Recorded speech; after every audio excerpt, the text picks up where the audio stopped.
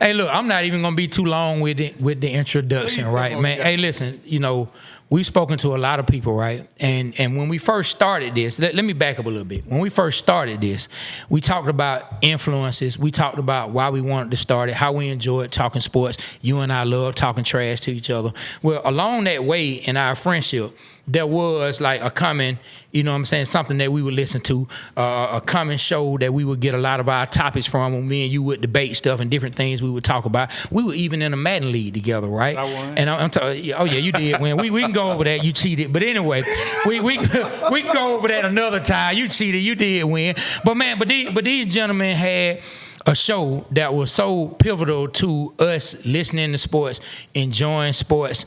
And fast forward to today, one of their remotes is the first time that I caught the bug and said, you know what? I wouldn't mind doing that shit. Like, that is cool. We at some car dealership. And man, when you and I have looked up to the guy. Now we've also known them. So that's the cool thing about it. Right. We actually know these gentlemen. We've hung out with these gentlemen. We have relationships with these gentlemen. But even with that, we've been able to be, I'll go ahead and say it, fans and supporters of these two guys and admire what they're doing. And today, they have stopped by to see us. And a lot of people, you really love it when people say, man, y'all remind us of the Stews. You know what I'm saying? Because they brought a certain culture to the city of Atlanta and to sports talk, period. Not just the radio, but the TV. Like some of the things when I see on ESPN, sometimes I see the suits with the sneakers and different things like that. Mm-hmm. You know what I'm saying? If you go look back at some certain conversation, the way them people carry themselves. Was me, Trey. I'm trying to tell you. I know. I'm trying to tell you. I'm trying to tell you. You know what I'm saying? Who we got, like, look, man, let me just stop with my long-winded intro and let me give it up for the great, man. The brothers. Hey, listen, man, they deserve it. Look, I was gonna go longer than that because they are that great, and they hey, man, hey, listen, stop it. Okay, let me get the intro in. All right, all right, man. Let's give it up for the brothers. Not only the brothers in real life, not only the bros, but the dope brothers, the Two Live Stews. Let's go.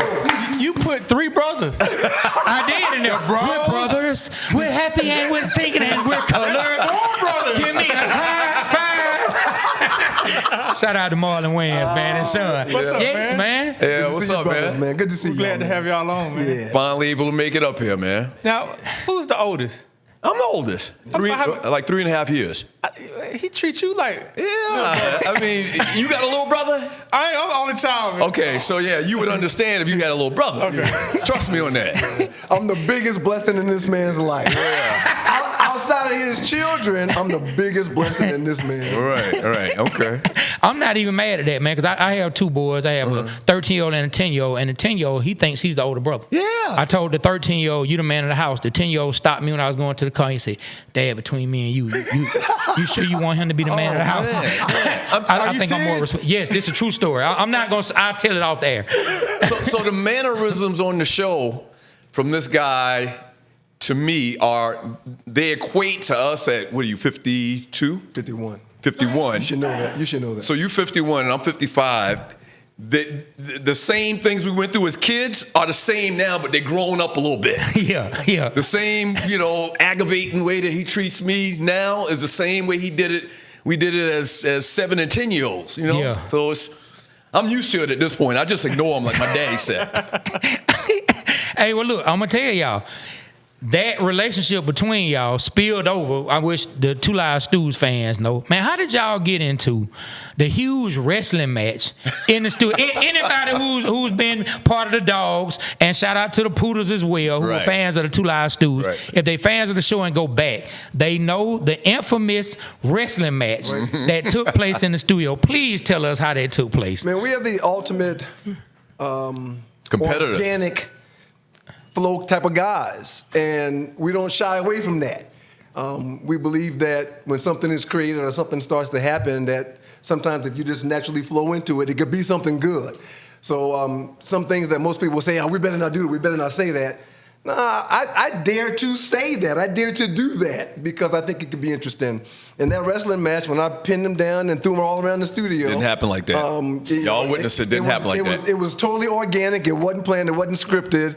And when I pinned him down, he was embarrassed, but it was part of it. It's okay. It didn't happen like that. Yeah. The video's still out there. Y'all can go see what happened. Yeah, man, you see. Well, how can we find the video? You lay it on the, couch. Just Google Two Live Two's wrestling and it'll come up.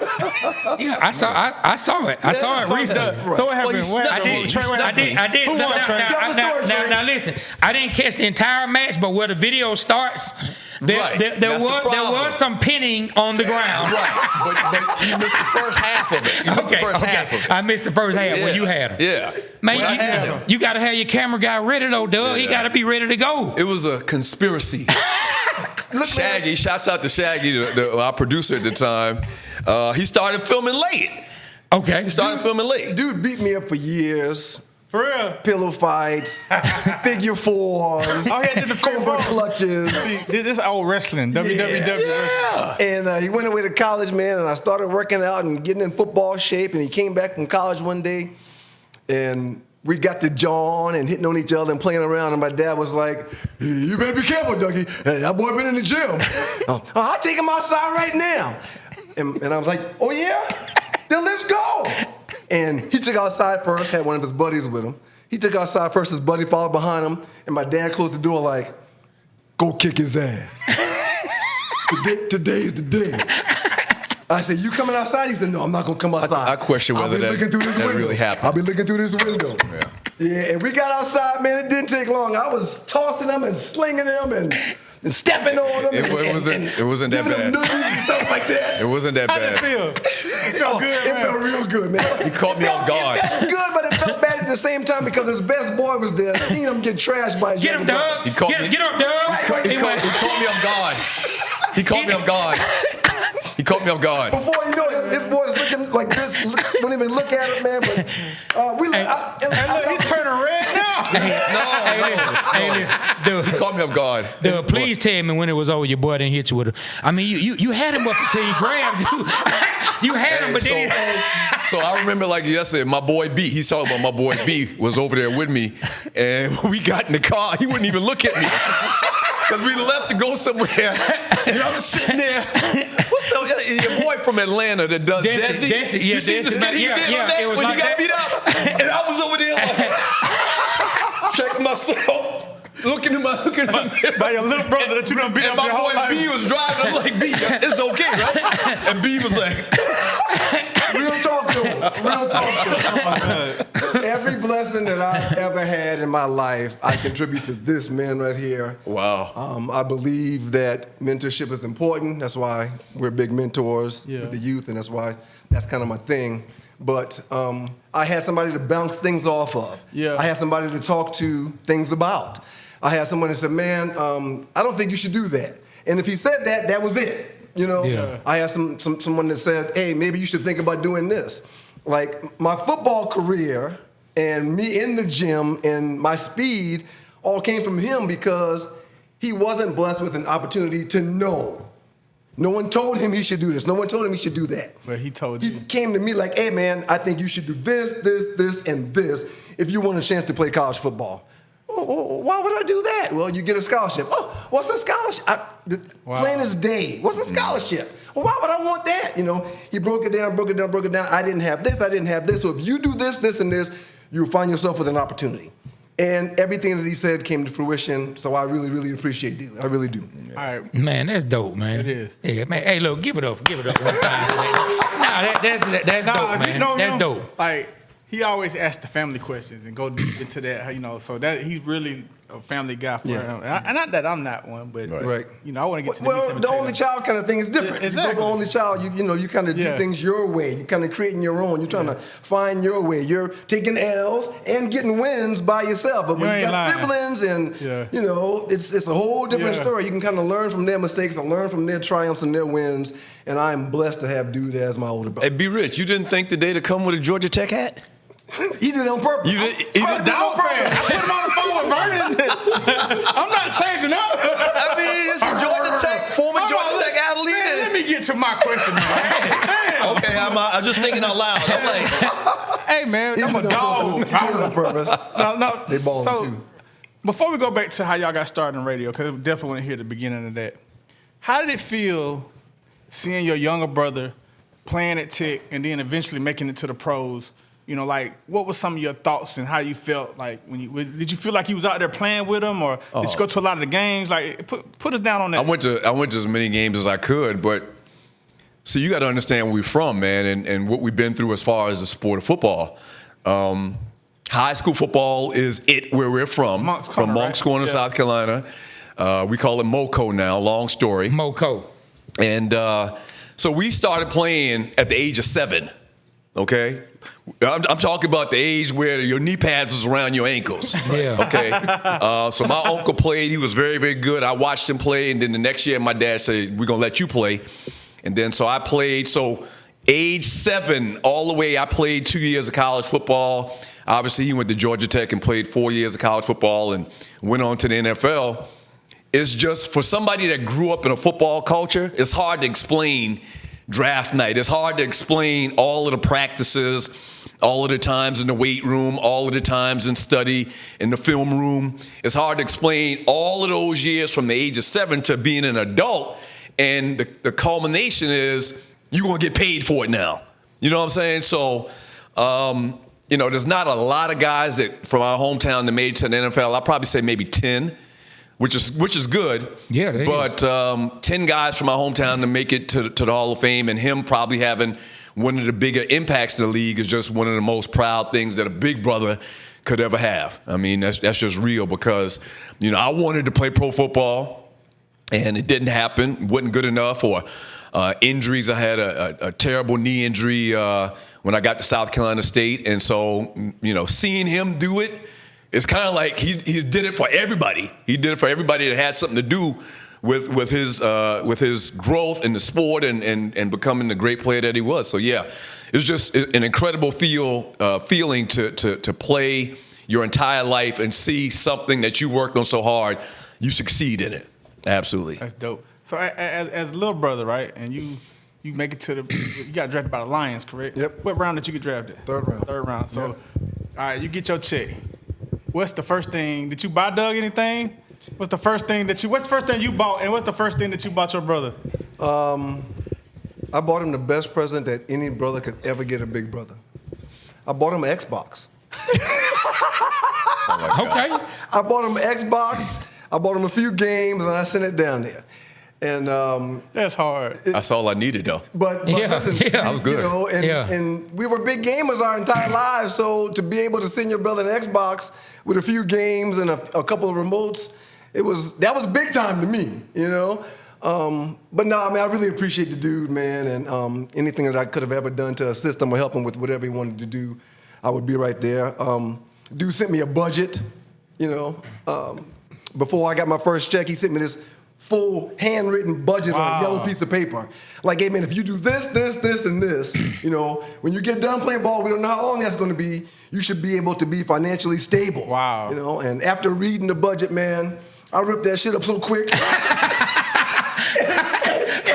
threw it away, man, and didn't take none of the advice. And 15 years later, I look back at it like, man, damn, that's one of the few things that I didn't listen to, that he advised me on. And had I listened to it, I would have been in a much better position. But I figured, man, I worked hard to get here. I'm here now. I'm going to enjoy myself while I'm here. I'm going to keep working, but I'm going to enjoy myself while I'm here.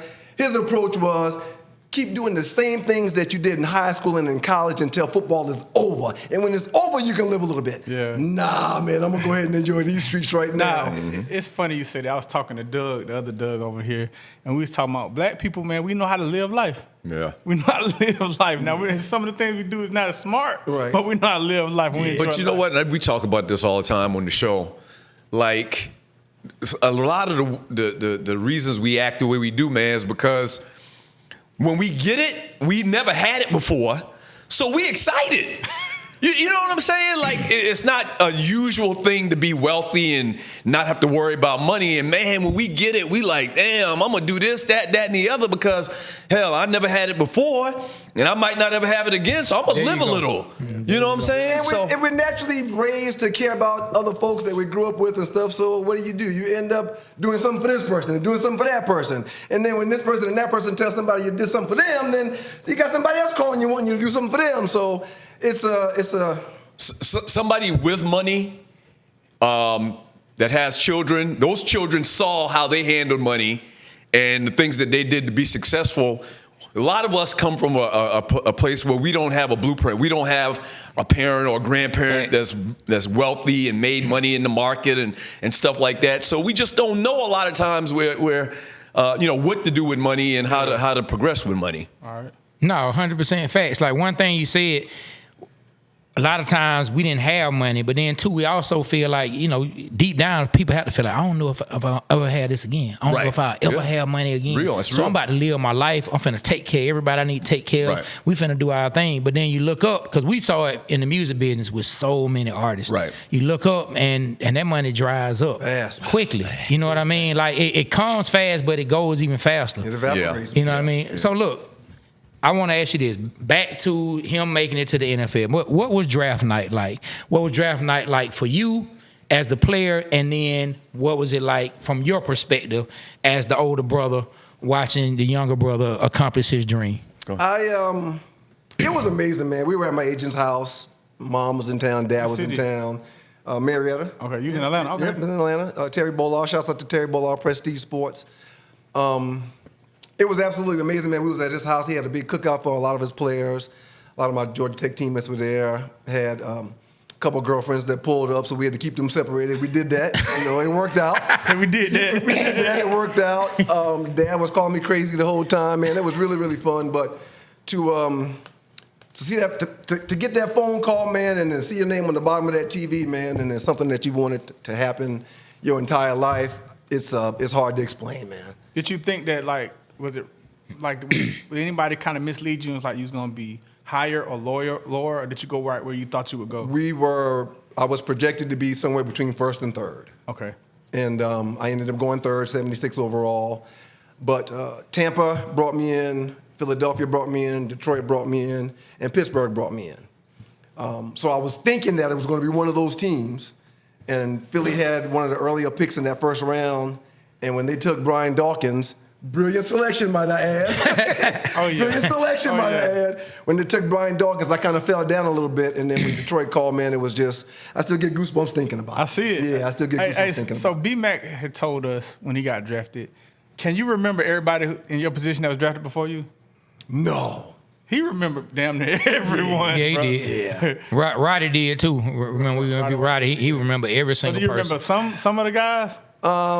B. Dawkins. No, I really don't, man. I've never been the dude that really gives a damn about the next person, man. Well, I can. No, I got you. That's good. All I can do is control what I can control and look out for who I can look out for, man. And if something happens to other people, good for you. Congratulations for you. If something bad happens, we was talking about Puff the other day, and every time his name comes up, whenever we talk about the topic, the minute the topic's over, I say, hey, man, better him than me, or Doug, of course. I'll say something like that. I've never really gotten into thinking and caring about what's going on with other people. That's probably why you are where you are. Yeah. So let me ask you this. Hold on, I wanted go Doug to answer yeah. from his All right, perspective. Yeah, like I said earlier, the culmination of all of the hard work is draft night. And, I just remember being so excited, so happy, because we had seen this before. I'm a big draft guy anyway. Mm-hmm. I'm the type that was watching the draft, during the years before the last, decade or so where it's become this big event. Like, I watched the draft when I was in middle Saturday, school. right? Yeah. They were cutting school in high school to go home to his buddy's house to watch the draft. Yes. We actually did that. We cut high school. Me and my best friend, the same guy that watched him luck up and get me in that wrestling match. We cut school to watch the draft. Right, the draft was during the day. It wasn't at night. So it was big just to be a part of it and know somebody. And in particular, my younger brother, it was just an incredible night. Like it's one of those memorable things because, once again, I know I'm saying this like a lot. I sound like a broken record, but it's just the culmination of so much hard work, injuries, surgeries, long days in the summertime. Like if you make it to the pros, you've had 13, 14 years of training camps. Dude, in August. I ran what ended up being 2.5 miles every day from an 8th grade conversation I had with him. Every day except for Sunday. From 8th grade through high school, I ran 2.5 miles. Wow. Why? Because my older brother said that if I've got more wind and more energy than everybody else on the field, I'm going to play better. That's true. Yeah. And he said that, so I'm like, okay, cool. I ran that day, okay, and every day after that, except for Sundays. Yeah. Wow. So when you're blessed with that kind of knowledge, every test that we ever had at Georgia Tech or in Detroit when it came to conditioning tests, not only did I always pass my conditioning test, I always had the best time on every team. Glenn Milburn, Barry Sanders, Herman Moore, all those guys. Smoked all of them. In Detroit, they were like, man, this year, will you slow down during no, I'm not going to slow down during the test. I'm going to come in there, and every coach and every scout that's in this building is going to know that I worked my ass off this offseason. Y'all take it however y'all want to, but I'm going to be first with all of it. Wow. Talked to my kids about that last night. When it comes to all the things that we want to do, we want a medal. How many medals are there? There's a gold, there's a silver, there's a bronze. So you got to be in the top 3 to medal, and I want y'all to medal with everything that you do. That's how you're going to create excellence. Well, Dad, you fussed at me because I was 5th when we jogged the lap before practice. You can't win being 5th. The 5th place guy don't get nothing. And all these things, the things that I heard him say when we were growing up. If I dropped a pass in the yard, he would always say it. What'd you say? Touch your hands, you got to catch it. Touch it, catch it. Wait, well, no. If you think you're not going to be able to catch it, pull your damn hands down. Because if it touch your fingers, I expect you to catch the ball. And that's how we've lived, and that's how I was trained. Awesome, so it was truly a blessing for sure. So the question though, and I'm not even trying to be funny, I really want to know, did the tears fall? Yeah, he cried. You talking about draft night? Mm-hmm. I think maybe so, man. I believe I would have. If I had a little brother, if I had a younger brother, I believe I would have. I think so, man. I believe I would I think so because it's that serious, man. Because you know what? Less than 1% of high school athletes make it to the NFL? 100%. In Monk's Corner as well? Come on. Yeah. So small town USA, and once again, just putting in all the work, man. It's just an incredible, incredible feeling to know that we did it. And I said we because I feel like that the whole family and I hear it coming from him. His whole support system. Man, I feel like we talking to y'all. I hear it coming from him. It wasn't just Ryan. It was a we thing. It's coming from him when he speaks. Like you can feel it. Yeah, man. Hey, so look, man, we're going to come back to the NFL. Time going by so fast with this interview. Like, it's one of the fastest ones ever. How did y'all get started in radio? Whose idea was that? And, tell us the beginning from that. He's the brain behind the majority of it. So talk to us about it. As a matter of fact, he's still the brain behind the majority of it. He's just a quick thinker. He's very, he's got great ideas. We're in my basement. I'm not playing ball no more. We're playing Madden. There's about 15 people in the basement, taking turns. $75 a game. What? Yeah. And well, man, Beerus would have cleaned up. No. Because I Ask him. Because I beat both of y'all in Madden before. I beat both of y'all in Madden. You ain't never beat me. I beat you. I beat both of y'all in Madden. 3 times Madden champion for the show. And I won. I beat both of y'all in Madden. I caused the dude on y'all station. Y'all called him triple digit. I beat him 103-3. You didn't beat me 103. All right, go ahead and get back. We didn't interrupt Madden. We didn't interrupt Madden. The same thing happened. Yeah. Talking trash. We're talking trash, playing the game. We pause the game, and we start arguing and debating about the effectiveness of the wishbone being ran in the NFL. My whole thing was, Doug's thing was, Dallas had Quincy Carter. We were actually watching Dallas and Quincy Carter was playing. They need to put Quincy in some type of wishbone or some type of shotgun to allow him to go down the line of scrimmage to pitch the ball. And I said, hey, man, I hear what you're saying, and I like your logic. However, they can't afford their quarterback, who has the highest cap number on the roster, to take a shot from the outside linebacker or the defensive end because he's going to hold the ball or pitch the ball. He's going to get hit regardless. 25 years later, now who's talking? But it's still not. It's still 25 years later, what has come to fruition? But it's not being done the way he was talking about it. And we can get into that some other time. But we argued about that for about an hour. I mean, and no one was playing the game. The game was paused. We turned the music down, and we were just going back and forth. And when we got done and cats left, one of my boys was like, hey, man, that was very entertaining just now. And I'm like, what are you talking about? You and your brother, man, the way y'all were getting at each other, man. Oh, man, you know, screw Doug, man, whatever, man, blah, blah, blah. When they left, I'm home by myself. Doug's already gone. I pick up the phone and I call him and I said, hey, man, so-and-so just said that was very entertaining. He said, man, I was just thinking about that. I said, well, what were you thinking? He was like, you know somebody that can get us a shot, right? Who do I know? Oh, don't you know West Durham? I do know West Durham. West Durham gave y'all the shot? Voice of the Yellow Jackets. He said, man, I'll put something together and I'll give it to you tomorrow. You call Wes and see if Wes can help us with it. You're missing a couple little parts. There's a couple parts. Yeah. But the next day. The biggest part is you were already doing fill-in. I was right. For the sports station in town. Right. Because you were retired. Right. Former Georgia Tech Yellow Jacket, former pro football player. So he put this idea together, put it on paper. I called Wes. I said, Wes, man, can you talk to Matt Edgar over at 790 on my behalf? Well, sure, Stu, what do you need? Well, Doug and I are talking about this, bam, bam, bam. So Matt Edgar is the producer, the executive producer. No, not the executive producer. He was not the producer. Program director. The program director at the station, the sports station in town. Yep. Wes puts the paper in front of Matt, and Matt calls us like, hey, man, I was just talking to West Durham. I like what you guys got. And when can you and your brother come down and talk? I said, man, we'll come whenever you tell us to. How about tomorrow at so-and-so time? We'll be there. Hung the phone up, called Doug. Hey, man, Matt Edgar just called me and said he wants us to come down there tomorrow at so-and-so time. He said, really? I said, yeah. It was silence for like 10 seconds, and at the same time, we both just started laughing. Oh, it's gonna work. And we went down there and pitched the idea, and the rest is history. Who came up with the Two Live Stews name to play on the Two Live crew? Brandon Leak, home team. Home team came up with that name? Home team. Wow, now y'all teaching me something now. Home team. We had West Durham, we had home team, and they've never said anything about that. It's crazy. They might have forgot, but no, the first show, it was like 7 p.m. The station signal was down, so they gave us from like 7 to 9, and they just threw home team in there with us. Home team was still a intern, I believe, at the time, and the very first show was.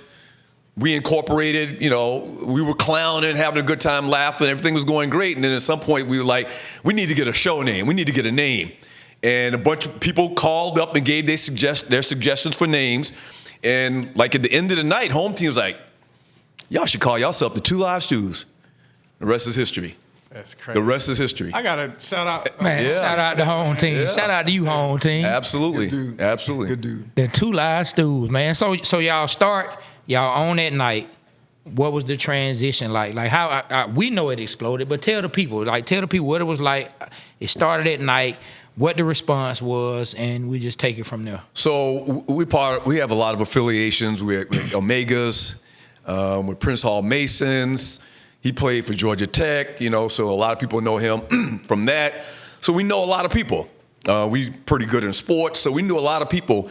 We literally reached out to all of our networks and like, listen, you're not going to really be able to hear the show that good because we're on at night, but we need y'all to listen and we need y'all to call up. We need you to email in and make it look big. You know what I'm saying? And so we had the best time for a couple hours a night. And that went on for a couple weeks, and more executives started showing up to the show and watching, and they're whispering and talking behind the glass. And, and eventually it just got so popular, and they got so much response, the program directors and the station owners, from emailing. This was email back then. It wasn't no social media, really. Yeah. This is 2001, that at some point they were like, listen, we want to talk to y'all guys about a long-term deal. I was like, oh shit, I'm quitting my job tomorrow. Yeah. That's all I need to hear. Yeah. Because I was still working. Yeah. It's very young family at the time, and so they called us in. Well, look, let me back up a little bit. Another one of y'all. You left a big part out. But go ahead. I think you're about to say it now. So they were like, we want to talk to you guys about long-term contracts. So we're not stupid. We know we needed some representation. Like, who can we call? We don't know nobody. It's like, Ryan Cameron doesn't even remember this. Okay. But I won a contest where I went up there and talked trash over the radio, and I won the contest. Okay. And I was like, you know what? I'm gonna reach out to Ryan Cameron. Or I can't remember who it was going to reach out to Ryan Cameron. We got a contact for Ryan Cameron. Called Ryan Cameron. He was like, you know what? I love y'all boys show. I listen to y'all boys show. I think maybe he had already called in. Wow. And he was like, I'm gonna hook y'all up with my agent. Whoa. I forget his name. Ryan said his name on. Norm Shrut. Norm Shrut. That's right. Norm Shrut. Yeah, he died a couple years ago. But Ryan connected us with his agent, Norm Shrut. Norm says, listen, he talked to us for a little bit. Old Jewish cat, you know. He's like 75 at the time. He ran like 20-something radio stations in his entire life. Like, he's been on radio forever. Anyway, he says, he's like, you know what, guys? I like you guys. I've been listening to you for a couple of days, trying to get the feel of you. I'll be your agent. When you talk to those guys at that radio station, the execs there, you tell them Norm Shrut's your agent and step back and watch their expressions on their face. And that was it. He came in and negotiated a deal for us, and it was great. And another year and a half later, he negotiated another deal, and he probably got us 3-4 contracts, and he was just a blessing. He was a blessing. So we got a lot of help from Ryan Cameron, Norm, Wes Durham. And so we definitely had some support because people were digging the show so much, because the show was so different that people saw something special in it. The big thing he forgot is that on the first show, we had our frat brothers call and just hold the line. We said, hey, man, we might not take your call, but what we need y'all to do is we need y'all to call up and just stay on the line. So when the producers and the people that make decisions come and see we got full banks at 7 o'clock at night when there's no signal, they're going to wonder what the hell is going on. So sure enough, the brothers called. As soon as the show started, there was 6 full lines. It stayed full the whole day. We may have taken 1 or 2 calls. And Matt Edgar, after the show, goes, can you guys tell me how you got the calls to light up like that? That's how he talks. And we said, we said in the business plan that this city is black, Matt. Right. The minute these people hear black voices and the word is out that we're on this radio station, everybody black is going to want to listen because there's no representation for us on AM radio. This is what you saw tonight, and I guarantee every night we're here, you see the exact same thing. Man. And they were like, I don't know how you guys did it. It's amazing how you guys did it. Yeah, well, my line brothers and his line brothers tied the lines up. That's how we did it. Yeah, right. You couldn't hear nothing we were saying. Yeah. But it is what it is. You got to plan strategically when you're trying to pull something off, and we've done that, and it worked out for us. So one thing I want to add to that is that whole black thing. You got to remember, in 2001, when we started the show, there were no other all-black radio host to a sports talk show in America. On the AM dial. In America. On the AM dial. On the AM dial. Not one. No. There were a couple shows where there was one black host and another the point man was a white guy. Show. No. But there was no black show. And they talk about this in, they did a big Sports Illustrated article on us a couple years later. But at that time in America, now factor, you do the math. How many, major cities? Some major cities have 2 sports talk stations. Atlanta had 2 at the time. But every major city in the country had at least 1 sports station. Do the math of how many stations that is, how many shows that is. Each station has 3 or 4 shows. So do the math. That's amazing. Yeah. So it was definitely a big thing that kind of set a trend and kind of stuck out from everybody else's show. So let me ask you something. When y'all walked into media days and all, to go interview people, y'all came in with y'all swag, did they look at y'all crazy? Yes. And we would y'all representing the culture. We would do our open. We would scream, "You're in the door." I mean, I don't care where it was, how many people was there. We would have the same open. We usually had a Two Live Stews t-shirt on. We had on some camouflage pants. We had a hat to the back. I mean, it was truly the culture walking into these rooms. But we were getting identified. We were getting noticed, and we wanted everybody to be able to see us. So we did things together. We stayed on the same page, and it worked out. Really, the nutshell of it was we had the idea, and a lot of stuff we say, man, it sounds like we're bragging, but it's the truth. Man, I was there. I seen it. Okay, we said this out loud. We had this on our business plan. We wanted to infuse sports and hip hop culture. Y'all did that. That's it. We wanted to talk. Something we had that nobody else had was we were brothers. So we could talk to each other, and we know things about each other that we know because we grew up in the same house, in the same room. For a couple of years, we slept in the same bed. Which is why the Water Boys work so good. Y'all know each other. Yeah. Right. When you know each other, you can play off of each other. You know things about him that other people don't know, so you can kind of needle him with those things. When we sat down in front of Matt Edgar, I'm going back a little bit, but when we sat down in front of Matt Edgar, the program director at the time, we says, man, listen, why is there not a black-based sports talk show in Atlanta? The city is black as Atlanta. Chocolate City. Like this is the new chocolate city. Y'all should be ashamed. This is the new chocolate city. This is you called it what? Black Hollywood. Black Hollywood. I think he's the one that came up with that term, Black Hollywood. So this is the new Black Hollywood. This is the new chocolate city.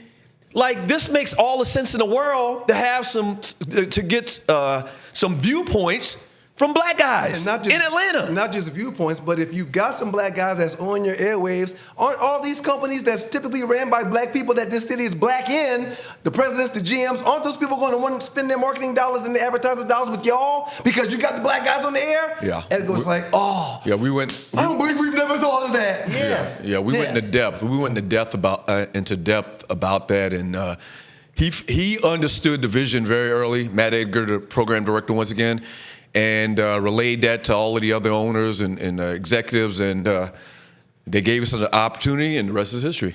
Man, so y'all the number one the sports radio show in Atlanta. Mm-hmm. All right.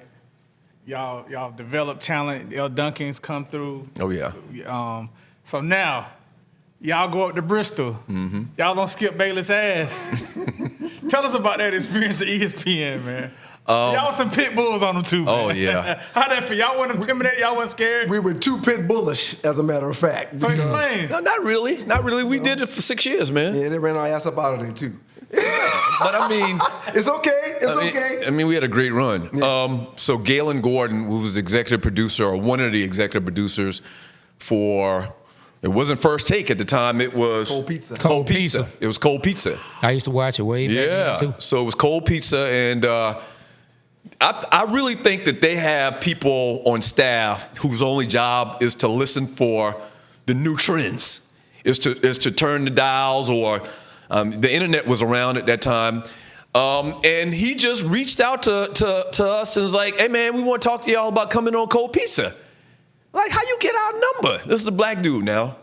How you get our number? So he's like, I can't remember what he said, how he got our number, but they heard about how great the show was doing. Something new, something fresh, never seen before really at that point. Bought us some tickets. We went to New York City, stayed in Manhattan, boutique hotel, and came on set and debated with Skip Bayless. And they liked it. They called our agent. Originally, Skip was sitting between us, and he was going to be the point person. Okay. And after we did the audition, I'll never forget it. Skip was like, okay, guys, this was really, really great. Wait, now it wasn't an audition. Well, hold on. Okay. After we got done, Skip was like, hey, look, man, that was really, really great. However, I can't do my thing sitting between y'all. So I need to talk to them about finding somebody else so I can debate, so he can debate you y'all. guys. And then they found a moderator that they used, and I believe it was Dana Jacobson at the time. Yeah, Dana Jacobson. I forget the other guy's name. Jay Crawford. Jay Crawford. Right. Yeah. Crawford. And, they put us together, put us all on the set, and then Skip was like, okay, now this will be better because now I don't have to set anybody up. We can debate with each other. And that's how it ended up being us across from Skip. You remember that? No. Okay. Must be my CT because I don't remember It's okay. exactly like that. It's okay. But bottom line is we went in there and we killed it, and maybe 3-4 months later they offered us a contract to come up there every other week it ended up being like 5 or 6 years. So did y'all laugh at each other then too? We laughed in. We was like, man, this is great. Yeah. The day we walked off of the set, the first time being up there in New York, in Manhattan, when we got off the set and got back to the green room and closed the door and nobody else was around, oh God, you believe this? They gonna pay us to do this? You believe this? Right. Yeah, I believe it. But it happened again. Yeah. It really did. It really did, yeah. So, was it a time y'all pissed Skip Bayless off or anything? Did y'all make him mad? Was there tension on set? Well, I mean, once again, we did it for 5 or 6 years. But yeah, there were several times where Skip was a big baby, man. I'm gonna keep it real with y'all. And listen, we need to say this now. We giving, because y'all our folk, because y'all our boys, we agreed to come do this. And we've been trying to do it for a long time. It's just schedules. He doesn't even live in Atlanta anymore. Y'all ain't giving nobody this. No. The book is going to be much more salacious. Okay. And this is great. I think we giving y'all a ton right now. But when this book comes out, we've been working on it for probably 3 or 4 months now. When this book comes out, it's going to be so much more all the stories. Stuff. All the bodies that are hidden. All the stuff we want to know. All right. the bodies. But yeah, bottom line is I think we giving y'all a lot, man, and we appreciate y'all having us. So I just want people to understand that. You're going to get a lot more. When is the book? The book is going to be out by the end of the year. Right. Okay. Absolutely. If not before that, the third I'm quarter. looking forward to it. To answer the question you asked, Doug called Skip pathetic, and I think everything went downhill. Several times, that's not true. Several times we said things about or to Skip where he took it personal. Skip was that kid in middle school, that kid in elementary school that went and told a teacher on you after the. No! Yes! He's a teacher teller. He's a tattletale teacher teller. I'm going to tell the principal, yes. He's a chump. And so the contact that we had that reached out to us at first, he would pull us aside and be like, man, you guys, Skip told the producers that y'all said this and y'all can't. It's his show. You got to remember it's his show. And that has to rain on y'all parade because y'all feeling good, you're doing good. Right. It's like, dude, it's debate. Right. Like it's debate. Why are you taking this personal? Yep. And then on top of that, Skip doesn't mind calling athletes certain names. So if you're debating him, I'm just giving you giving it back to I'm him, just giving you what my perspective would be. Right. I would feel like everything is in bounds because that's how you do with the athletes you speak. Absolutely. And that's something that because he played in the league, Take it personal. I think he took it personal because coming from somebody that played professional sports, it weighs a lot more than just, one of his boys or somebody else in media. There were 1 or 2 times where I'd be like, well, how many downs did you get on Sunday, Skip? Oh, he doesn't like that. And He didn't like that. whenever we would say that, he would just turn orange. Oh, yeah. Yeah. And whenever that segment went in, somebody in my ear would be like, hey, Ryan, can you come to the control room real quick? Oh, yeah. Dude, we got called in the office so much. Can you kind of not do that to Skip because that kind of sets him back and Right. we can't get the best out of him when that happens. So Very sensitive dude. Oh, man. Let me ask you this then. Very sensitive dude. So this comment that I'm about to bring up didn't come from y'all, but y'all were there, and I know Ryan was sitting right next to him. When Jalen Rose said water, pistol, Pete. I am hitting his leg like this under the table. I am bumping his knee Trying like to get him to stop. Because he's kind of new to being there. Yeah. Right. And I'm thinking, the minute he started, I'm like, oh, man, we're all going to get fired. I said that in my mind. Yeah. Oh, man, our show is about to come to an end here. Dang. Because Skip takes it personal. I don't think Jalen was back on there with Skip. No, was he? that was I don't think he was back on there with And Skip. about a week or 2 later, they let go of all of the independent contractors that were coming in. Yeah, because we and used they brought in Stephen A. Yeah. So Stephen A. wasn't around then? No. Steve- When we were doing it, it was a round table or a. Y'all the reason Stephen A. need to thank y'all. Well, Stephen A. was also fired at the time as well. He wasn't with ESPN yet. But he was brought back. So at the time, the setup was for many, many years, we come in for 2 days. Rob Parker would come in for 2 days. Jamel Hill would come in for 2 days. Yep. So they had different groups to come in and debate Skip. And once again, we did it for 5 or 6 years. But then at some point, shortly after that happened, Stephen came back every day. and Stephen A. Smith, I don't know if he was on the show or he was just on the network. I don't know if he was actually on First Take or Cold Pizza at the time. He may have done something because he had his own show. He had his own show. I don't know. Something happened. They kind of split for a second, but then they literally got rid of all of us, and they brought Stephen A. in exclusively with Skip at some point, and the rest is history. He played nice in the sandbox with Skip.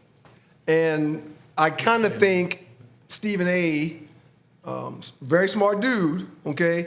Stephen A. kind of understood that Skip could be a conduit or an assist to him getting to where he need to go. Where he need to go. Yeah. And there was some time, if you go back to those debates that they used to have, Stephen A. could have probably torn Skip a new you-know-what, but he didn't. He kind of New protected asshole, him yeah. from time to time, where we did not protect him. If we got a chance to tear his ass up, we was tearing his ass Yeah, up. but that's another thing of being kind of naive about politics is we thought we were doing what we were supposed to do. Right. We wanted to make it, entertaining, right? And so we didn't understand. There's a lot of politics to the industry, a lot of politics to the business that we just didn't know till after the fact.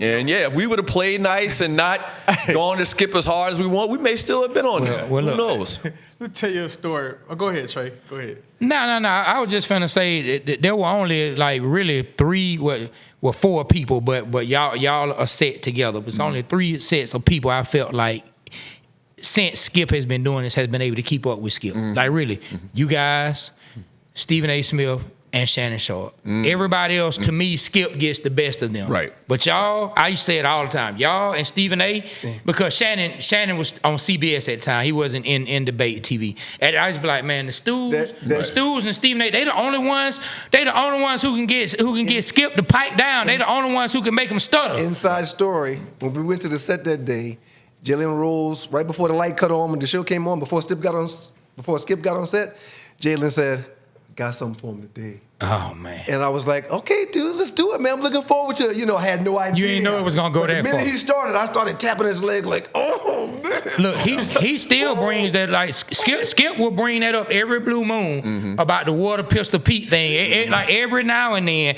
it'll come back up that Jalen called him Water Pistol Pete. It cut him deep. Because there's no 10th or 11th graders that plays JV basketball. That's embarrassing. Yeah. You have to be on the varsity level when you're a junior or a senior. Man. So for Jalen to say, hey, man, didn't you play junior varsity as a junior in high school? Yeah. You saw Skip just start turning around. Yep, Jalen, I did. I did. Oh, yeah. And I knew for a fact that when... He probably shouldn't have said that. Probably shouldn't have said that. It's all over. Probably shouldn't have said that. That's the fact that you knew. Yeah. Man, I had a moment like what y'all said where I felt like you got to play the game right.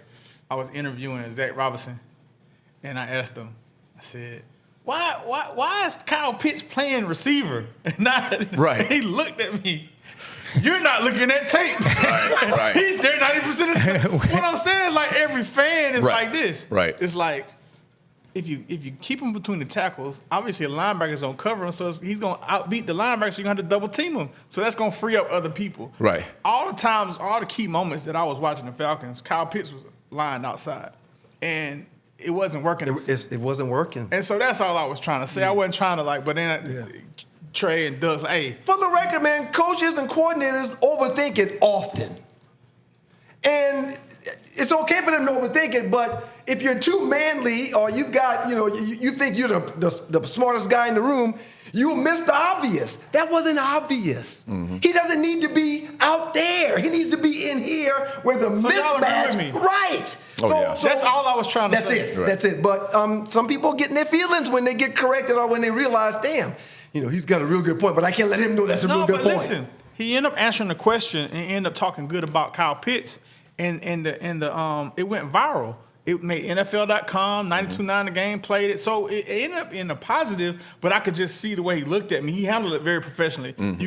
You wouldn't have known that he was upset except if he was there. Yeah. And how he You felt was it. responding to everything. Right. I felt it. I was You like, felt okay, it. No question. yeah, I need to chill out. I need to chill out how I ask my question. Same way we felt about Paul Mooney when he was in the studio with us and he made some comments. We'll save it for the book, but he said some things, and the minute he said it, we kind of looked at each other like, oh, man, hope we can rebound from this. You know? Rest in peace. Guilty by association. Right, no Right, question. yeah, absolutely. No question. And them folk upstairs are listening, and you know they're listening. They got the show playing in the building.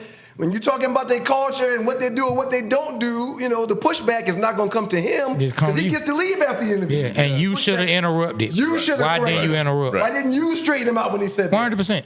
So you take Guilty the by blunt off it for association. that. That's the kind of stuff happens. Guilty by So I association. want to ask you something. I want to bring up the Chris. We had Chris Domino on, which was a good guy. Talked to baseball. Had a good interview with him. But for something that me and him talked about, we discussed about asking him about the OJ. He decided I shouldn't do it. I was like, I want to do it. And so we both decided that we would do it. And we asked him his side of the story. I kind of went along with it. I didn't want to do it. Oh, he went. He didn't want to do it. So I want to hear your side. Always go there, Be Rich. If there's something that's on your heart like that, That was on my heart. Always go there. So I went on him and asked him what happened between the O.J. Simpson and Two Live Stew's handoff and what happened. And so Trey, he's got an elephant memory, so he can kind of tell you what Chris Domino said because I'm going to screw it up. But I want him to tell you what Chris said, then I want to hear you guys' story. Did you guys? Well, let me ask. Did you guys see the clip? I saw it. Okay, I saw but it. we saw it. So y'all saw it. So y'all can respond to what. Go ahead, sir. No, you go ahead. No, I insist, man. I insist. And no diss to Chris Domino, we appreciate you. This is not that. We just want to see. You want the other side of the story? You got one side, get the other side. Yeah. We didn't respect those guys. Those guys didn't respect us. If you listen to those guys' show before we got on air, those guys were often taking shots at the Stews. Really? They were 'Cause of talking, hate, 'cause they of were hate. talking about how unprofessional we were. Our guys in this business don't do this. And they make comments like that, blanket comments like that, blanket statements like that, knowing they were talking about the Stews. And everybody that's listening to their show know they're talking about the Stews too. So they would do that kind of stuff all the time. So slow down a little bit, man. Okay. Save it for the book. Go ahead. No, Go ahead. I told you to go ahead, and then you tell me to slow down, so you better go ahead. No, go ahead. Go ahead. Go ahead. No, you go ahead. You better go ahead. Go ahead. Go No, ahead. no. I insist. Please. So, you sure? Yeah, I'm sure, man. I'm sure. Once again, we don't want to get too much into because we're going to go in detail in the book.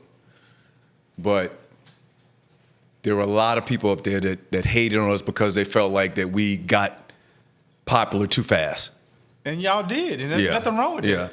Y'all were the hottest. It is what it thing. is. Y'all would go to remotes, have a ton of people there. Yeah. The tailgate, which I was happy to say I provided the DJ and I was a part of it, was off the chain. Right. Y'all had the dopest guest on there at the time, man. Like, Yeah, we were blessed by the best. Simple as that. And thank God for everything that we had and that came our way. But when I tell you, I talked this guy from beating Chris Domino's ass, believe me, right there. Because to kind of review what happened again, it's kind of like unwritten rules that you don't undercut your coworkers, okay? Unless it's the Stews. Unless it's us, obviously, evidently. Right. And so we had Ryan Cameron once again called OJ. OJ came in studio. We had him in there for about an hour and a half. We're doing the handoff, which is basically the next show comes in. The next show comes in. We talk to them about what they're going to talk about in the next show. And that's it. That's it. The protocol is you don't come in and start some conversation about the guest that you had on, some long conversation about the guest you had on. But he comes in the studio and, without warning, he didn't really ease into it. He kind of straight raw dogged into it. Right. He says one thing to us, and the next second he looks over at OJ and is like, I thought you murdered your wife in cold blood and did this and the other. And we're looking around like, he's in there? He's in there. In the studio. OJ is in the studio with us. In the crossroom. If you don't remember that. Yep. And Domino comes in and is like, I thought you, and you, Mr. Simpson, I thought you murdered your wife and you a lousy son of a this and that and the other.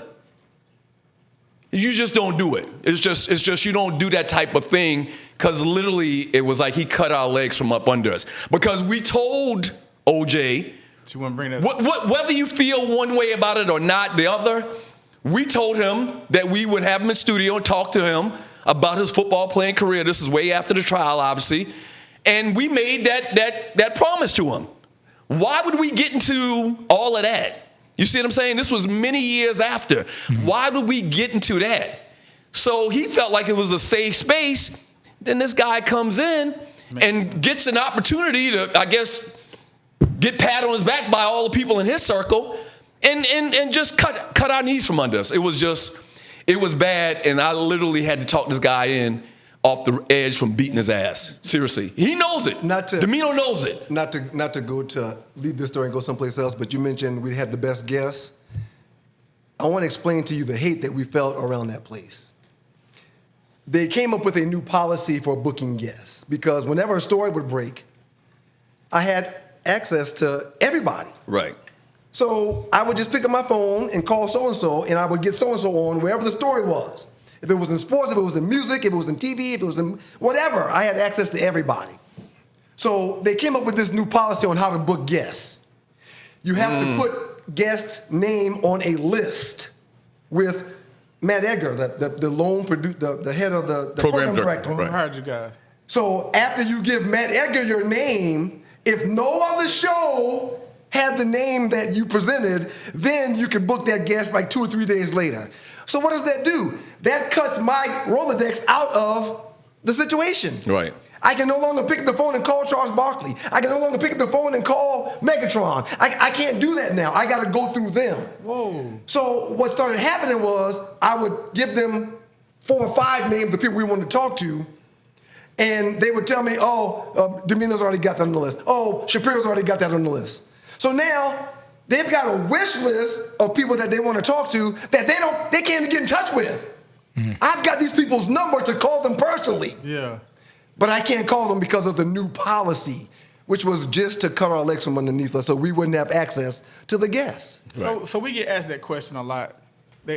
People ask us, how do we get this person on the show? Mm-hmm. Like, do they not have access? Do other people can't do that? No connections. Right. I mean, 6 degrees of separation. Right. He played in the NFL. He know Barry Sanders. He played with Barry Sanders. So 6 degrees of separation. You call somebody in the industry. They call somebody. Yeah, this guy says for the students, will come on. I'm in the streets partying like a rock star back then also. I don't have a family. I'm not married. I ain't got no kids. Yeah. So I know all the party promoters. I know all the guys at the club, at the door for the clubs. So when these stars and these athletes come to their club, when so-and-so get in there, I get a phone call. Hey, Stu, this big oh, what up, Walt? Everything cool? So-and-so just got here, man. Oh, really? Okay. Did you have a table? Yeah, okay. I'll be there in 20 minutes.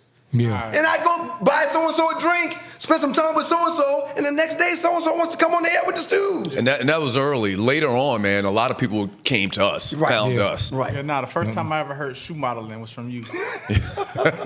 I was, and that's not something I'm proud of now because I put so much money into those places. You know? Yeah. I got 3 kids now. Some of that money would really come in handy. Yeah. But I was throwing it on the floor. I was just literally throwing it on the floor. It was a song with my name in it. We still in this business. Say, "Be rich, pull up in a rooster." I was throwing it on the floor, and the DJ kept scratching it back. Be rich, be rich. I'm like, "Hey, bro, I'm running out of money. Please stop."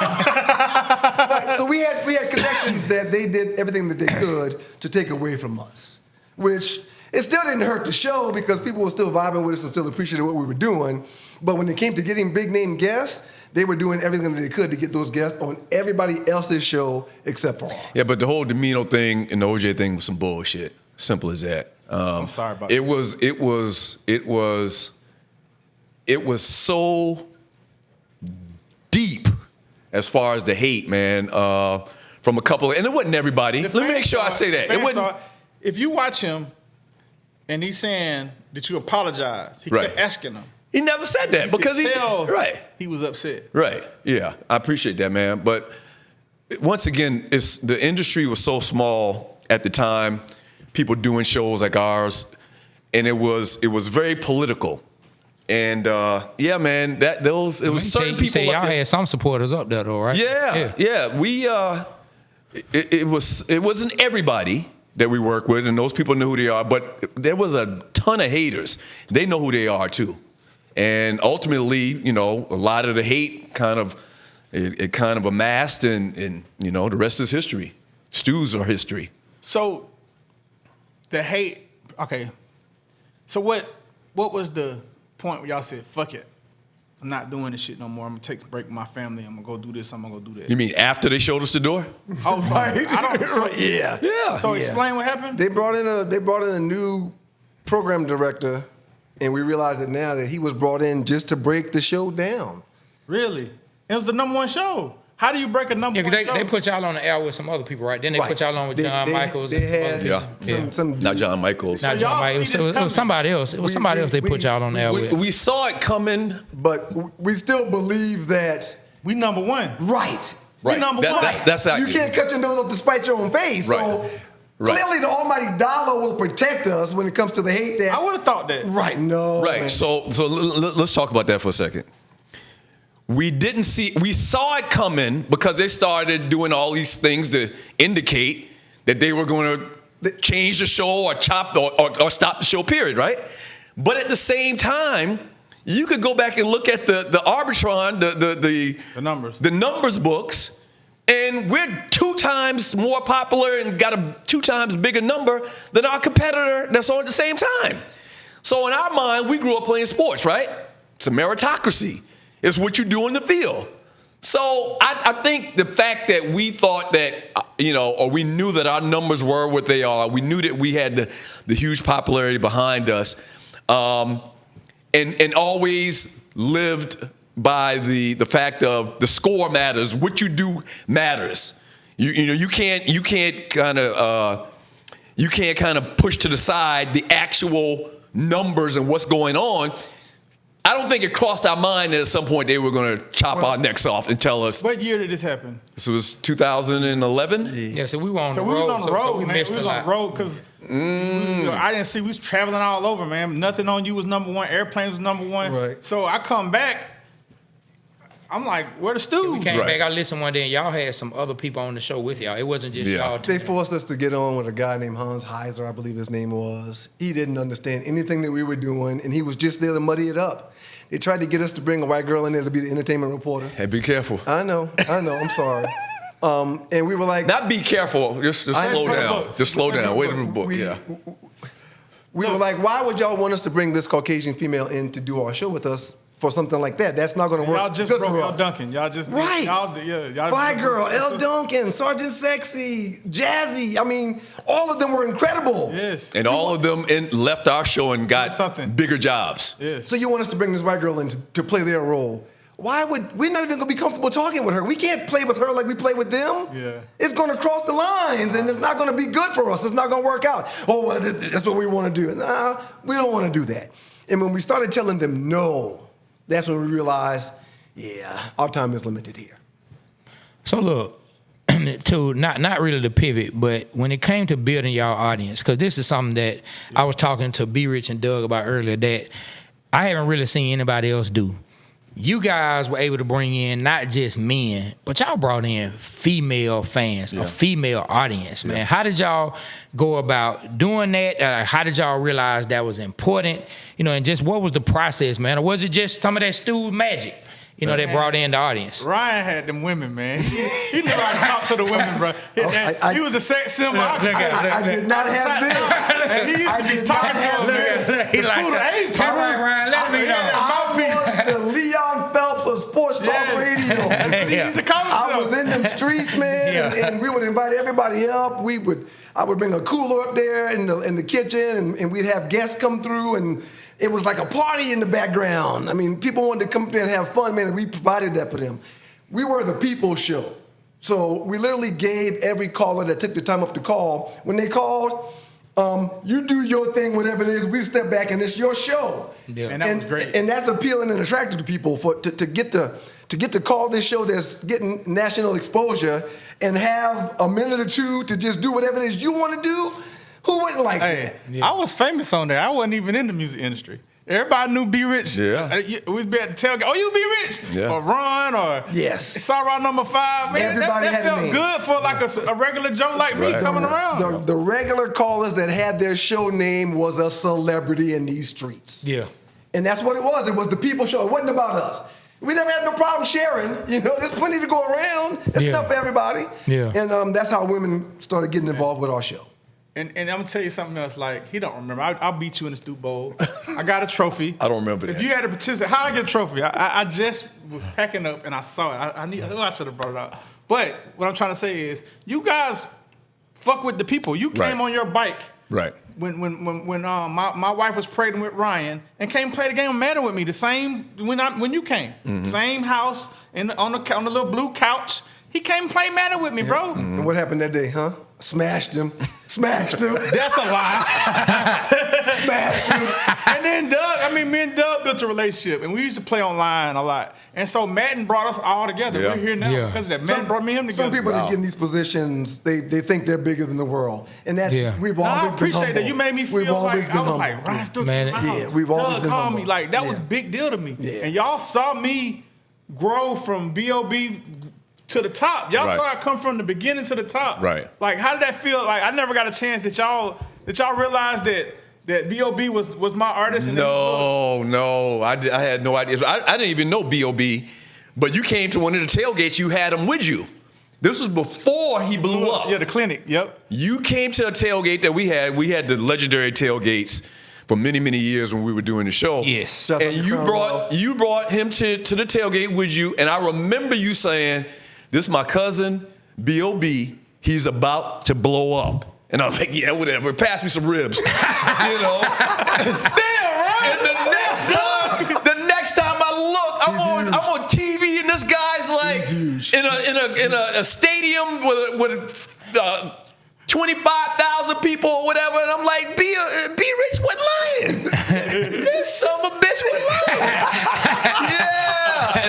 But I was super proud, man. Yeah. I was super proud. I was like, dang, my boy made it, man. Yeah, we never got jealous or we hated when someone got some I success. never hated. I never. Yeah, we absolutely loved everybody to come up because again, it was enough for everybody. Look, I'm gonna tell you something Doug said way back in the interview that, I listen to stuff, same as y'all, certain things stick, and then kind of tell you what somebody's thought process is. A simple statement, we blessed by the best. Blessed by the best, man. Like, if for those who don't know who you're talking about, Yes, sir. talking about the man upstairs, talking about God. Absolutely. Blessed by the best. And so when you hear statements like that, you know what your thought process and what your morals and everything is rooted in. Right. You know what I mean? And as long as you're rooted in that, it's not hard to share it with everybody. It was so good that when they walked us out of there, we called each other that night like, hey man, if God closes this door, whatever's next is going to be huge. I can't wait. Yeah. We had no idea that it would take so long for us to get things together and we would come back. We had no idea, but we've always had the belief that, God knows what he's doing and we trust in him. Well, I can say this, like sitting here watching you guys, I'm learning how to make myself a better speaker. Mm-hmm. Just how you told that story, and I was like, damn, tell stories. Like, let's make it relatable. Oh, yeah, tell stories. So, like, definitely. that right there, I'm learning from you guys from that. And I was a pharmaceutical rep, so I got a chance to just drive around the Georgia, just listening to y'all. And I remember that. Hold on. What you about to say? He likes telling stories. He likes trying to tell embarrassing stories about me. That's all it is. He loves to try to find a good Trey fuck up story. You know what I mean? He want to pull those out. He want to pull those out. I mean, he wants to pull those out like it ain't nothing. No question. Put them out like airplane shots at a frat party. You know what I'm saying? He wants to pull those out of nowhere, man. Hey, look, but let me say this, man. We haven't talked about any current sports. Right. Anything current at all. I want to get you guys' thoughts on the lefty. The do-rag dude is what I call him. I'm excited about it. Michael Penix Jr. Yeah. Speak on him, man. I hate that they didn't put him in early last year. I wanted them to, especially when Kirk started letting loose towards the end of the season and started giving games away, I screamed to put Penix in immediately. Whether they continued to win that season or whether they, just got experience for Penix. For this season, I wanted him to go in immediately because I knew this kid was the future. Yeah. I knew this kid would be good. And I have nothing but total confidence that this year will be one of the years that the Falcons kind of get on the track that they need to be on. I love what they did in the draft, bringing those two Russians that's going to be able to help from outside on defense, those two young guys in the first round. And I think offensively, you've got the pieces in place with Penix, who's going to be a guy that's not going to make a lot of mistakes, not going to give the ball away. He's got strong velocity. He can move in the pocket. The pocket's got to move with him. I'm very, very positive and optimistic about what the future looks like for your Falcons. Ditto. I mean, Penix Jr., sky's the limit. Sky's the absolute limit. And I didn't fault the Falcons for, trying to protect him really last year. He was a rookie. You paid all this money for Kirk Cousins. I kind of understood that, but yeah, if he would have started 2 games earlier, they were going to make the playoffs. They were going to make the playoffs. Right after Denver, they should have started. Because his balls was hitting the ground. His balls was sailing. You could tell he wasn't healthy. You could tell That Chargers game it was terrible. It was so bad. Everybody could see it except for them. Except for the decision maker. Yeah, but that was selfish, though. I get it. That was selfish for him. Not if he was really hurt, like he claiming Like he after the came out, fact. yeah. He saw the young gun behind him. He saw that He dude saw the young behind. man. He saw the do-rag dude. He's like, Yeah. no, He knew no. if he gave up that spot for a week or 2, he wasn't coming back. Yeah. So he had to stay out there. Because like many players, he's been the backup that became the starter Right. before. Exactly. Absolutely. So he knows it can happen to him the same way it happened to somebody else. Absolutely. So speaking of the current, the 2 bookends we got, man. What y'all think, man? Oh, beast. If you watch, I watched some video on Facebook of the Georgia kid pushing the sled. Oh, I saw that. You saw that? I was like, Yeah. ooh. And I was like, whoa. I mean, I just saw that. people- He was at the Falcons uniform. Yeah, I saw that. People don't at the minicamp. People don't understand what it takes to do something like that. That sled is There's like weight to those sleds. there's weight to it. Like you probably a normal Like person. a little kid. It was, Yeah. it was nothing to him. Yeah, and It was so nothing to him. I saw that, man. I saw that clip. so him and definitely the kid from Tennessee. I don't know how he dropped as much as he did. So tell us about the kid from Tennessee. I never really saw him play. I just know what. Just a physical specimen. You know, he ran sub 4.4 at the combine at 260 pounds. So we're going to be able to get after the quarterback, no problem at all. That was the thing. Everybody and their mama knew the Falcons couldn't get after the quarterback. Pass rush since John Abraham. And No, we y'all haven't. was here. Yeah. Right. John Abraham said Yeah. when he got here, y'all was the first one to take him to the strip club. He did say True that. story. He did So say what's the that. kid from Clemson's name that they had? Big Beasley. Beasley Big had Beasley. 1 year with Yeah, 12 1 year. sacks, his rookie year. Right. But we hadn't had 12 sacks since then. And Yeah. Abraham consistently got 10 or more. We hadn't had a pass rush since Abraham. Yeah, we haven't. Yeah. So you think Pierce gonna be like that? Oh, yeah, no question. I'm hoping. I mean, we can only hope because John really should be a Hall of Famer. Yeah. So, I mean, if they come in and provide, if they can come in as a duo and give us 7, 8 sacks, that's the difference in a win and a loss. A couple of wins and a couple of losses. So I'm excited about the prospects. I just talked about it yesterday on the show. Like, it's been some real down years. By the time November come around, usually the Falcons are out of it. Tailgates is dragging. Nobody coming down to the dome. I hope we have something to come to the dome for this year in late October and November. You know. So look, still Falcons, but older. And I'm gonna ask you this. Well, I get Ryan can chime in too, because I think he feels somewhat how I've seen you talk. When are you gonna finally admit Matt Ryan wasn't a great quarterback, but he was a good quarterback? No, I've said it before. He was a good quarterback. Okay.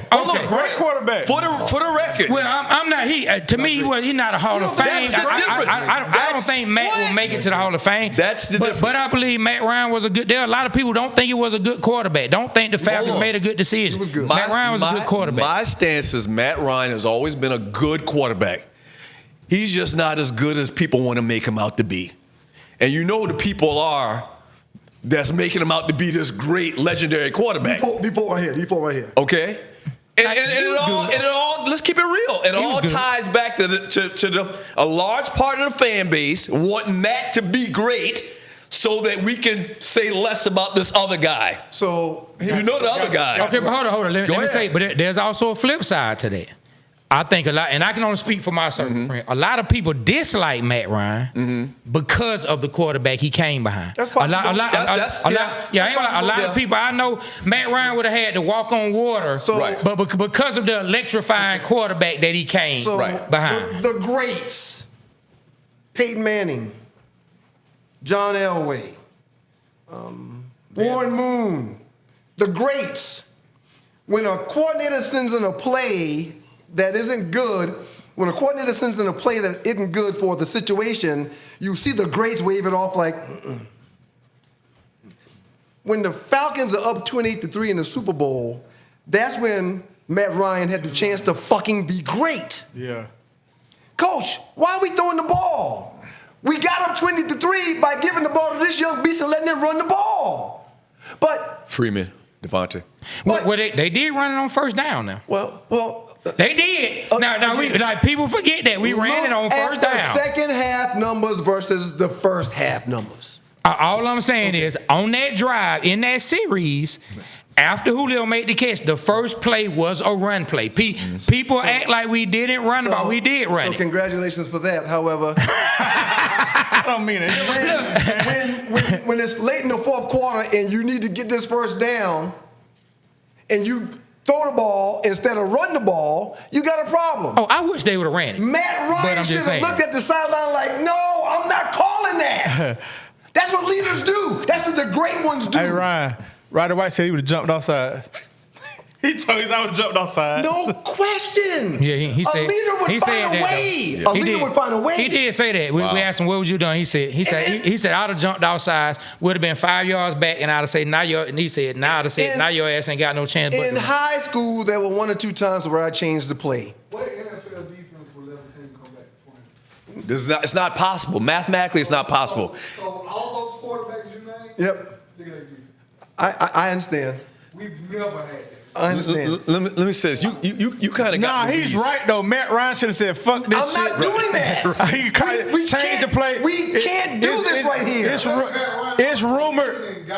It's rumored. Lehman Bennett. It got him an MVP. It's rumored that former Falcon coach Lehman Bennett jacked up Steve Bartkowski in the locker room because he changed the play. I bet he did. He said, "Don't you ever effing change one of my plays." Right. But Steve Bartkowski was smart enough to say, "We're not finna lose this game." No. And that's what Matt Ryan. No. And listen, man, and I don't think we meant to get into the weeds Or Kyle about. Shanahan should have called a better play. But go ahead, Doug. Well, no, I just don't. I don't think we meant to get into the weeds about the Super Bowl. No. Because it still hurts. It does hurt. It still hurts. But I will say this. All we had to do is keep giving the ball to Devontae Freeman. There's mathematically no way we could have lost the game. I man. showered and got dressed at halftime to go out. There's no way. If we would have ran dressed at halftime to go out. If we would have ran 25 seconds off of each play on the 30-second clock, Not enough time in the clock. mathematically, there was no way we were right. going to lose the game. So look, this something that I might be completely left field about this, but I want to ask y'all: do y'all think that Kyle Shanahan had a little something against Devontae in that second half? Because during that game, he started off giving the ball to Devontae. They wanted y'all's great quarterback to be the savior. Now, listen, let's go over what happened. At some point, they stopped giving it to Devontae and they started feeding Tevin Coleman. Coleman ended up getting hurt. Devontae has to come back in. Devontae is back in. On the second series after that, he misses the block. Okay, I forgot all about the Coleman part. Yeah, Coleman got hurt. But let me say this. I've said this many times on the show. And I know it's you hating on Matt Ryan because you're a big fan. you be hating on Matt. I know that's what people saying right now watching this. I be truth and saying, shame the devil. because But at I'ma the tell same, the truth and shame you the know I'm devil. part of this Two Live Stools Facebook group. I see it. You be hating on Matt Ryan. We gonna tell it like it is on this show today. Right now, right I might now. not be your brother, but we brothers right now, damn it. Tell the truth. Tell the truth and shame the devil. I 100% believe in watching that game and what transpired that the Falcons, the coaches, Shanahan in particular, the organization, huddled up at halftime when Devontae was killing them in the first half. No question. And said, let's get Matt some more throws in the second half. That's right. But hold on. Hold on, no, let me finish. Go ahead. Let me finish. I think they wanted to put him in position to be the MVP of the game. No question. But hold on. Because that's the only explanation you can have. Now, hold on. I've watched this game almost 100 times. Okay, go ahead. Great reminder of the same situation in Seattle when they gave the ball to Russell Wilson to throw it on the 2-yard line for that touchdown instead of giving it to Beast Mode, who got it down there. They didn't want Beast Mode getting that MVP. They wanted Russell to get it. Damn. And this happens all the time. Listen, Why would they pass the ball like they did in the second half? I'm not saying things like that don't happen, but we go over the first half. Devontae scores the first touchdown. Matt throws a touchdown for the second. So it's not like Devontae was doing everything. As a matter of fact, if things would have stood, Grady Jarrett would have been the MVP, not you, Devontae. I don't care what you say. No, Devontae was running. Grady Jarrett had. Listen, hold on.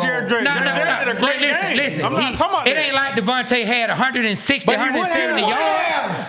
He Do we would know have, that? Trey. He got the ball again in the game, though. It's not like they didn't give him the ball, and he missed the fucking block that won the turnovers. Oh, now he missed a block. He did. Y'all always go back to the block. He did. So you gonna act like it didn't happen? It happened.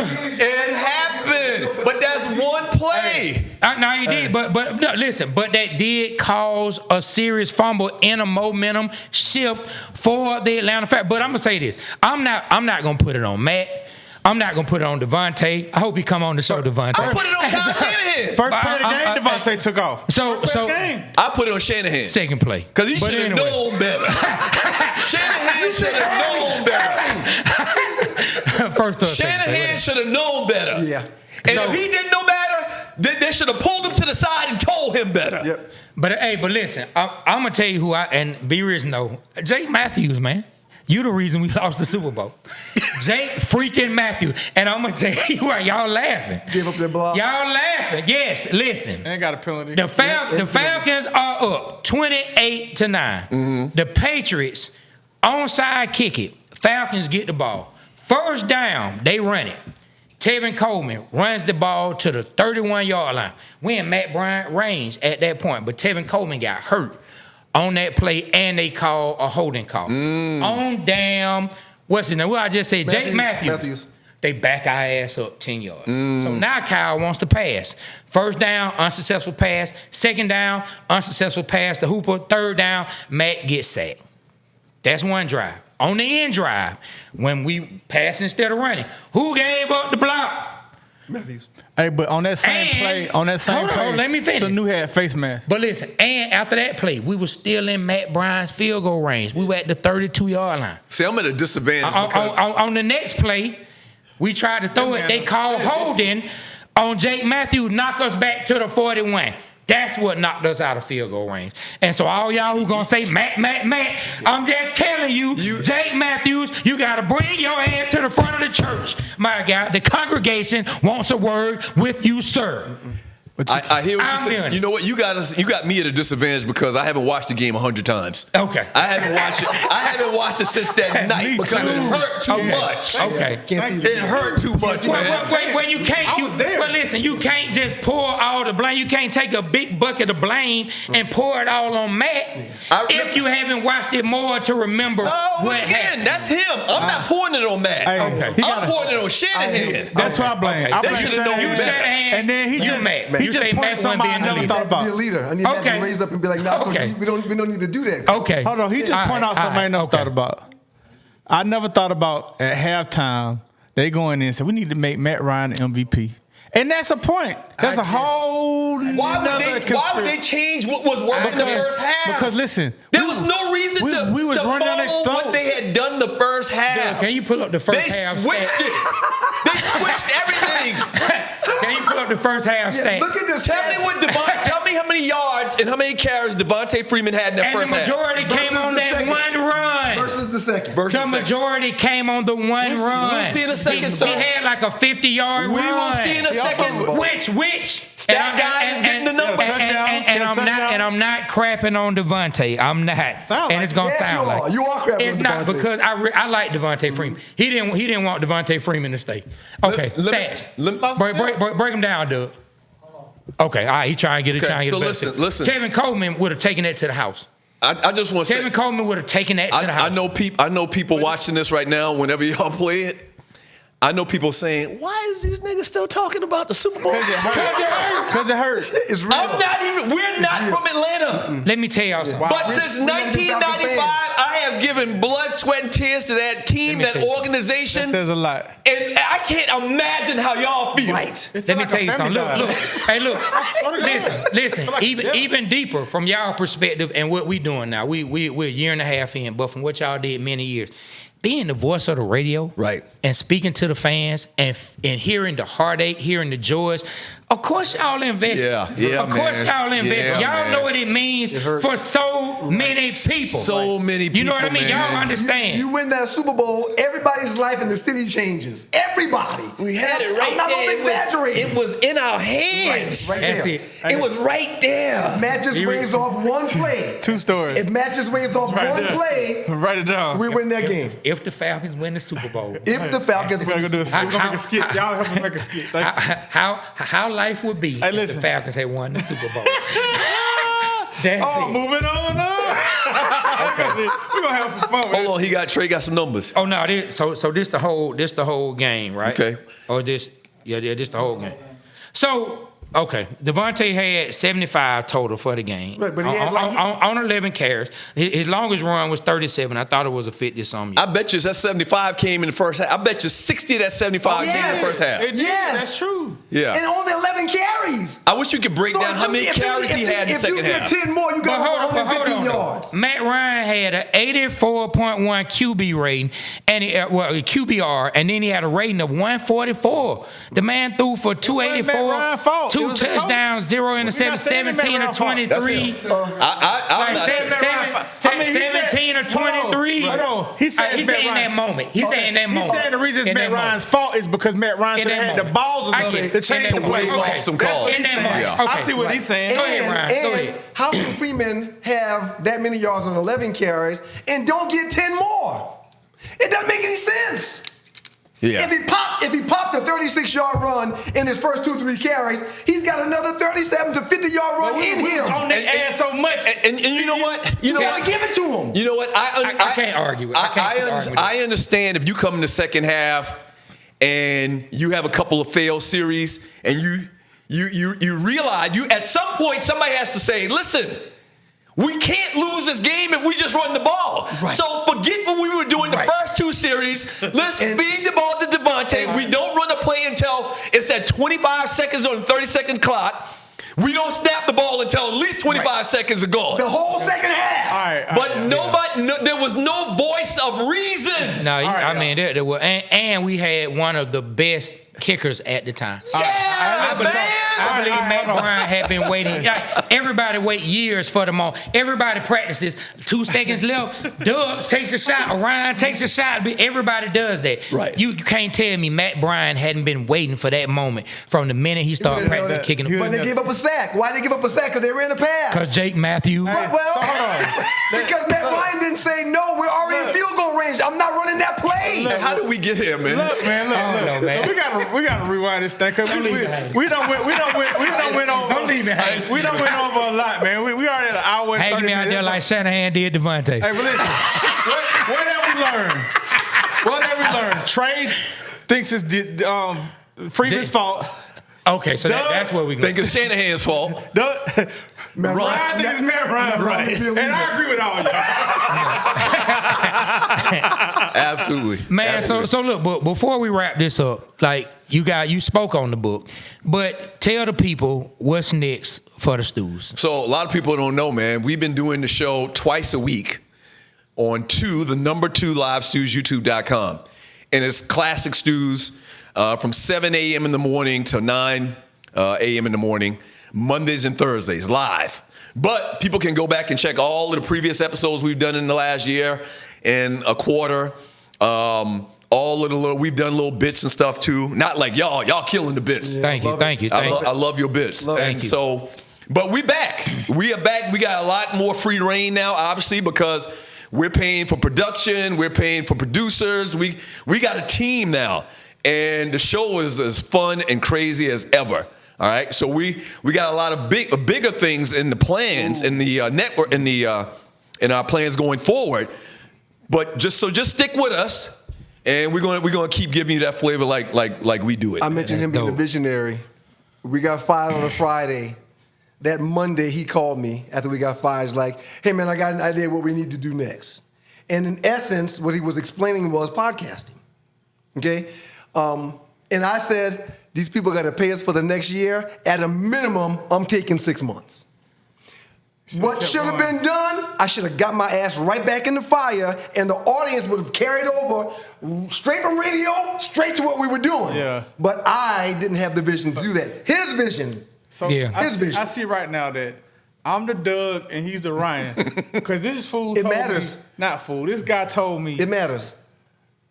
years ago, 2012, 13, 14 about podcasting. When he read it on a Delta book. Right. And then he's like, we need to do this. We need to do this. He kept on saying it. Right. And Bro, if we would have done it back then, You be 4, 5, 6 years, 8 years in advance. You know, you have another 8 years under your belt. Yeah. So we were showing the door in 2011. I think 2014, I did my own podcast. Actually, I had that. remember that? Yeah, I had that. She said it to Yeah, me. I had that. I did it for like 3 years. I used to tune every into your day, app. 5 days a He week. did tune into it. Appreciate it. I used to tune Appreciate into your app. What year I was sure that? did. I used to This is support. probably 2000. So we got shown the door 2011. It's probably 2014 to 2017. You had the video And on Patreon. in the last 6 months, I was doing video. So you talking 2017, and I know, once again, I know a lot of people say, "Man, y'all talk a lot of trash. Y'all not humble, whatever." But nah, we got to remind people sometimes. Like all these podcasts you see right now, I think a lot of them got the cues from us. Just in two brothers. Well, even at 790 when we were there, their shows were about box scores. They would come in with all these stacks of paper. Right, which was ridiculous And to they us. were just literally reading Are you off serious? paper. Yeah. Talking box scores and trying to be right and wrong. And we were like, man, we're not doing that. We're going to create conversation. We're going to tell stories. We're going to have fun. We're going to do bits. We're going to clown guests. We're not doing what these guys are doing because this shit is boring that they're doing. Yeah. We're going to bring some life to it, which is what we did. And now you look at TV and look at all these other shows. People are literally having fun with their show. Well, Yeah. I can say this. Like, what me and Trey do, you know, we do naturally. But being around y'all, watching y'all have rubbed off on us naturally, and we don't even know it. Right. You understand what I'm Right. saying? So you guys have influenced what we're doing, and I appreciate Man, it. thank y'all. Absolutely. Every Thank year, y'all, seriously. to start every year, he would come in there like, okay, we're not doing Man Talk Monday no more. This Monday we're gonna do so and so. He switched it up all the time. And everything was good. Oh, let's just try this. We tried some things like, that wasn't too cool. Oh, throw it away. But tomorrow we're gonna try this. We try this tomorrow and it hits. You know, you just gotta always push the envelope. You always gotta experience new things and try different things. And you just gotta be willing to try. Y'all see this? Somebody taught me this. Like, it's 5 fingers, 5 individuals. You ball this up, you can knock down a lot. So what I'm trying to say is, like, y'all came on here to help us. He an asshole. That man just gave Hey, can I finish my one of the weakest damn quotes. Hold on, somebody told me. And not only that, You know what I'm trying to say? Shut up, Doug. Shut up, Doug. not only that, I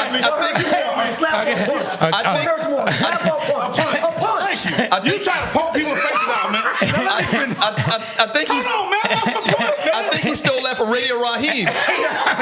Exactly. Yeah. This is love. Yeah. This is hate. Yeah. This is love. This is hate. This is hate. Man, hey, listen. You need. Hey, man, can I finish my... I done forgot what I was You going need to say. listen. Damn. You need to plug. Listen, you need to I know what I was plug. gonna say. Listen, hold on. You need to plug the Chinese restaurant you got that out of the fortune cookie from. Because you read that shit in the fortune cookie Shut up. and was like, damn, this is Boy, it. boy, dragon. That man said, y'all watch You this. shut up, man. It's a whole you hand. embarrassing me. I'm You turning take around. that. And I'm You take talking. that. If you ball it up, it makes it strong. This is the arm. If you bend it, you can grab. I was into what you were saying. I was into it. All I'm This trying to say is a is, leg. If you move it forward, you can step. My bad. all I was trying to say is this. Look, y'all have helped us. If there's anything we can do to help y'all, we can help each other. I think we can come knock some shit down. Yeah, You know what I'm saying? In Atlanta, bro. And then more and more. I'm about I to. appreciate it, man. I You ain't mean, about to cry, man. bottom line is for people watching this, man. We back. We've been back for like a year and a half now, and it's wilder than ever. You know, we get to cuss more. You know, we get to be more natural. Listen, I tuned You know? in. I tuned in the night y'all did the Buccaneers and Falcons game, and dude took it to the house. Y'all had a lot of people on that mug. I was like, I was like, yeah, them dudes still got it, bro. Right. Yeah, man. Yeah, but no, like just sincerely, thank y'all for what y'all did for sports talk Appreciate you. in the city of Atlanta. Thank y'all for the inspiration that we've gotten from y'all. You know, like I mean that. You know what I mean? Like seeing y'all, like I said, it was some radio remote at a car dealership, and just watching y'all do that. Rick Case. Like that's the Rick first Case time. Mazda. That's the first time that I said to myself, "Damn, you know what? That's something I would like." That's our Pleasant Hill, right? But I didn't see an avenue to it at that time. You know, music was my thing. I'm like, how do I even Yeah, get back in? then Yeah, it was only terrestrial radio. There Yeah, wasn't so- no internet yeah, it was. podcasts and video podcasts. Nah, it wasn't. So in my mind, I'm like, how do I get into? I don't know how to ever do that. But then when podcasting came along, I'm like, There yeah, it is. there it is. There okay, There it might be a chance I can actually do, you know, what I feel like would be my I call it my second win. Music was my first. It's my second win now, you know, on the second dream that I'm Stay away working from on. the young Man. white girls, Absolutely. man. Everything Oh, you ain't got to worry about that with me, boy. You see it. We good to go. I don't have no Shannon Sharp in my blood. Look at me. The Michael Phelps. What you call it, Leon And Phelps? ladies and gentlemen, always remember, you see these 5, Hey, keep them to yourself. all right, man. Get That's us out what of here, Shannon man. Sharp should have known. Keep that to yourself. Bless your brothers, man. Y'all keep on Yeah, kicking. man. Y'all keep Yeah. on kicking. Appreciate Get it, us man. out of here, Man, I didn't ask. Damn, we got to go. I didn't ask y'all about No, go ahead. how dope it is seeing Charlamagne being from Moncks Corner and all he's y'all from Moncks Corner? doing y'all thing in media. Yeah. You know, from a smaller town and the heights He's killing that y'all have reached and the heights that y'all know Charlamagne him? is He's reaching. killing it. Oh yeah. And Oh, listen, well. Yeah. shout out to him because he has shouted out the Stews on more than one occasion. Yeah. He has let it be known that they were inspiration. He mentioned us in the book. We know his daddy real well. Yeah. Wow. But I he still go mentioned to us in Dad's his club book. whenever I go to the crib. Wow. Yeah. That's hard. But look, man, we about to get up out of here, ladies and gentlemen. We appreciate the 2 Live Stew. Everybody give it up one more time. Give it up one more time. Give it up, give it up, give it up. Thank y'all, man. Appreciate y'all. Hey, man. Hey, Atlanta, remember, like we always tell you, the Waterboy Show, we represent Atlanta because Atlanta represents us. Stay loyal. Stay Atlanta. On behalf of myself, Trey, my partner, B Rich, the great 2 Live Stews, and Aaron. They had to get the dogs out. And Aaron, whoa, Pittman, the Waterboy Show. We are out. Kill the camera. Yeah.